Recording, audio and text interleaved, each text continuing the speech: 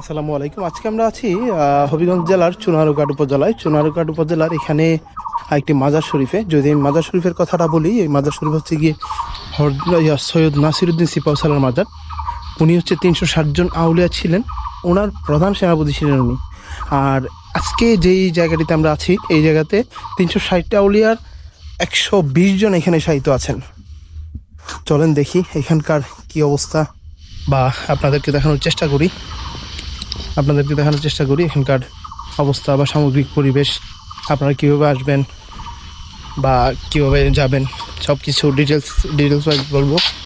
এই যে রোজা শরীফটা আছে, এই রোজা শরীফটা হচ্ছে গিয়ে হযরত শাহজালাল রাদিয়াল্লাহু আনহু ইয়েমেনের প্রধান সেনাপতি তরফ রাজ্য বিজয়ী মহান ইসলামী বীরপুরুষ সিপাহসালার হযরত সৈয়দ নাসিরুদ্দিন রাদিয়াল্লাহু আনহু মদিনা শরীফে জন্মগ্রহণ করেন এবং তিনি বাগদাদ শরীফে বসবাস করতেন।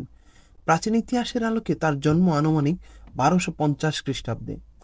বাগদাদ থেকে দিল্লিতে এসে সুলতান আলাউদ্দিন খিলজির অধীনে ফৌজ বিভাগে যোগদান করেন তিনি। দিল্লির সম্রাট তার কামালিয়াতের পরিচয় পেয়ে শাহী সৈন্যবাহিনীর নেতৃত্ব গ্রহণক্রমে সিলেট অঞ্চলকে বিজয়ের উদ্দেশ্যে রওনা দেওয়ার জন্য অনুরোধ করেন তাকে। সিলেট বিজয়ী হযরত শাহজালাল রাদিয়াল্লাহু আনহুর সাথে পথিমধ্যে মুলাকাত হয় তার।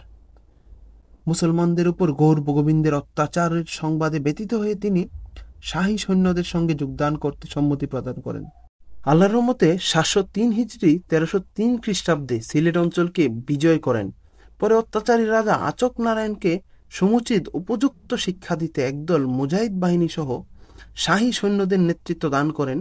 বাংলার আসামের বিভিন্ন অঞ্চলে প্রাচীন তরফের রাজধানীর মূল 5টি মুসলিম পরিবারের বংশমর্যাদা অত্যন্ত গৌরবান্বিত, যা লস্করপুর হাভেলি, সুলতানশী হাভেলি, দাউদনগর, বড় হাভেলি, মধ্য হাভেলি ও ছোট হাভেলি, নরপত হাভেলি ও পৈল হাভেলি।